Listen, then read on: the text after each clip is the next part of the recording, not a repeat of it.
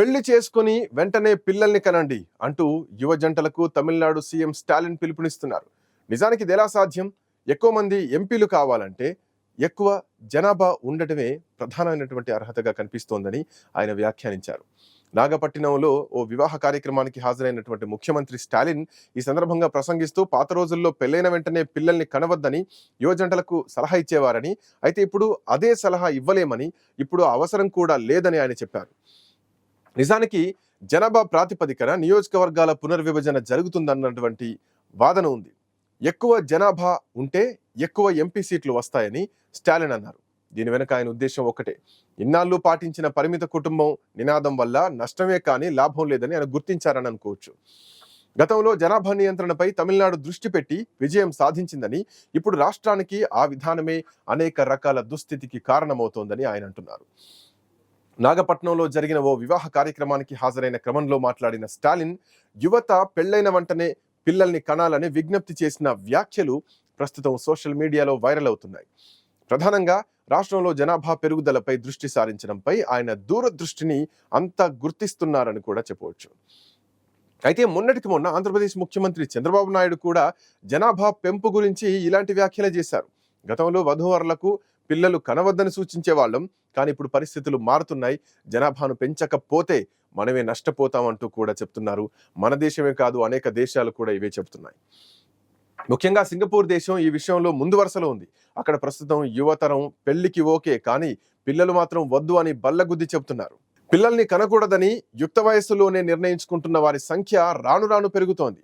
మన దేశంలో ఇప్పుడిప్పుడే కనిపిస్తోన్న ఈ పంథ సింగపూర్లో మాత్రం ఓ రేంజ్లో విజృంభిస్తోంది.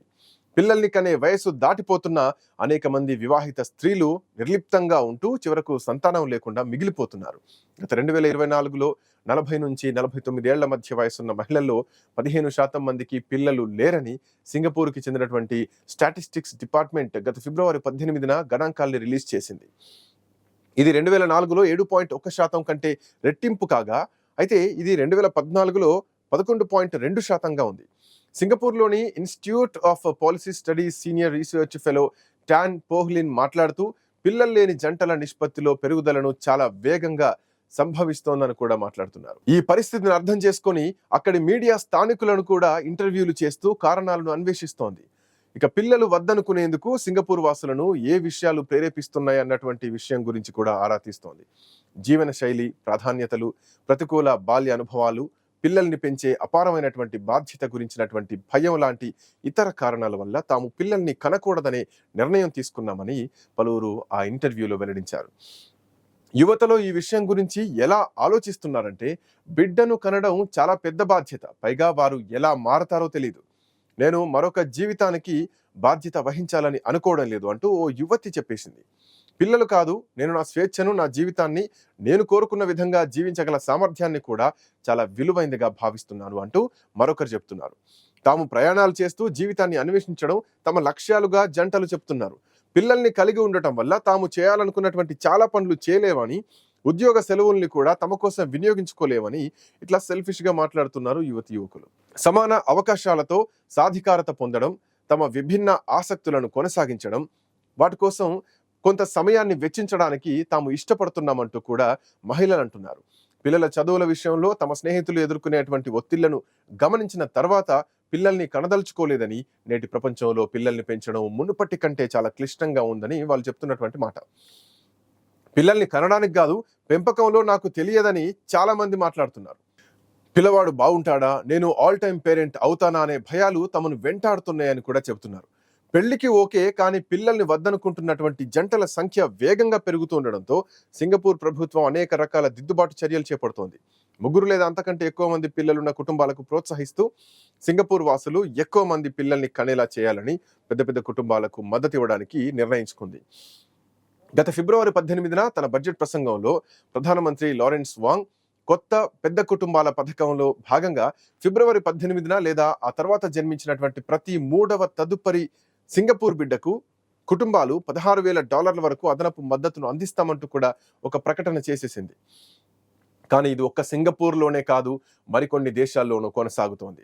దక్షిణ కొరియా విషయాన్ని తీసుకుంటే ఆ దేశంలోనూ వివాహాలు, పిల్లల్ని కనడం పైన యువత ఆసక్తి చూపించడం లేదు. ఒకవైపు చూస్తే వృద్ధుల జనాభా అపారంగా పెరిగిపోతుంది.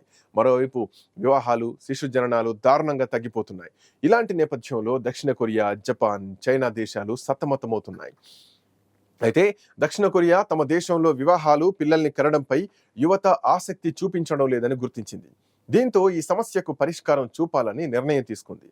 అందుకోసం తాజాగా ఓ పైలట్ ప్రాజెక్ట్ ని కూడా ప్రకటించింది. పిల్లల సంరక్షణతో పాటు ప్రజలపై ఇంటి పనుల ఒత్తిడి తగ్గించేలా చేసేందుకు, అలాగే వారికి సాయంగా ఉండేందుకు విదేశీ సహాయకుల్ని కూడా అనుమతించాలని నిర్ణయం తీసుకుంది. అయితే ఈ కార్యక్రమంలో భాగంగానే దక్షిణ కొరియా రాజధాని సియోల్లోని ఇళ్లలో పనిచేయడానికి ముందుగా 100 మందిని అనుమతించేలాగా నిర్ణయించింది. అయితే డిసెంబర్ నాటికి ఈ ప్రక్రియ మొదలవుతుంది. ఆ తర్వాత క్రమంగా దీన్ని పరిశ్రమలు గాని, సంస్థలకు కూడా విస్తరించాలనే ఆలోచనలో ఉంది సౌత్ కొరియా. వివాహాలు జరగకపోవడం, జననాల తగ్గుదలపై ప్రభుత్వం ఇటీవలే ఓ సర్వేను చేపట్టింది. అయితే ఇందులో తెలిసిందేంటంటే 19 నుంచి 34 ఏళ్ల లోపు ఉన్న వారిలో సగం మందికి పైగా పెళ్లి తర్వాత పిల్లల్ని కనాల్సినటువంటి అవసరం లేదని చెప్పారు. కేవలం 36.4% మంది మాత్రమే తమకు పెళ్లి పట్ల సానుకూల దృక్పథం ఉందని చెప్పారు. అయితే వీళ్ళు ఆర్థిక ఇబ్బందులు, గృహభారం, చిన్నారుల సంరక్షణ లాంటి వివిధ సమస్యల్ని వివరించారు. అందుకే పిల్లల సంరక్షణతో పాటుగా ఇంటి పనుల భారాన్ని తగ్గించడం కోసం ఈ ప్రాజెక్టును అమలు చేయడానికి సిద్ధమైంది సౌత్ కొరియా. 20 నుంచి 40 ఏళ్ల లోపు వయస్సున్న ఇద్దరు సంపాదిస్తోన్న జంటలతో సహా సింగిల్ పేరెంట్, అలాగే ఎక్కువ మంది పిల్లలు ఉన్నటువంటి కుటుంబాలకు ప్రాధాన్యం ఇవ్వనుంది. ఇక్కడ మరో విషయం ఏంటంటే విదేశీ సహాయకులకు కనీస వయసు 24 ఏళ్లు ఉండాలని అధికారులు చెప్పారు. అలాగే ముఖ్యంగా వారి నేర, మాదక ద్రవ్యాల చరిత్రపై కూడా ఆరా తీయనున్నారు. పని అనుభవం, విషయ పరిజ్ఞానం, అలాగే వివిధ భాషలపై ఉన్నటువంటి పట్టును కూడా పరిశీలన చేయనున్నారు. ఇక విశ్వసనీయమైనటువంటి ఏజెన్సీల ద్వారానే వాళ్ళను స్థానికుల ఇండ్లలో పనిచేసేందుకు పర్మిషన్ ఇస్తారు. అయితే ఇలా ఈ ప్రాజెక్టును దాదాపు 6 నెలల పాటు పర్యవేక్షిస్తారు. ఇదిలా ఉండగా దక్షిణ కొరియాలో ప్రస్తుతం 5,17,00,000 జనాభా ఉంది.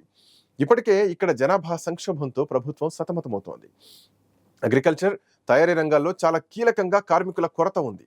ఒకసారి కార్మికుల పని గంటలను వారానికి ఏకంగా 52 నుంచి 69 వరకు పెంచింది. కానీ ఈ నిర్ణయంపై పెద్ద ఎత్తున నిరసనలు వచ్చాయి. దీంతో ఈ నిర్ణయం వెనక్కి తీసుకోవాల్సి వచ్చింది. అయితే ఇప్పుడు సౌత్ కొరియా చేపట్టనున్న పైలట్ ప్రాజెక్ట్ సక్సెస్ అవుతుందా లేదా అన్నది చూడాల్సి ఉంది.